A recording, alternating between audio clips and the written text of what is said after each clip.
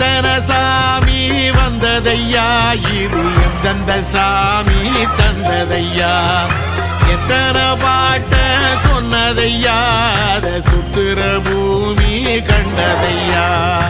அடிச்சு வீசும் காத்துலையும் அந்த தகப்பராச சுத்துதையா, பிடிச்சு பூக்கும் வேதையிலும் ஒரு வம்சத்து கதையே உள்ளதையா,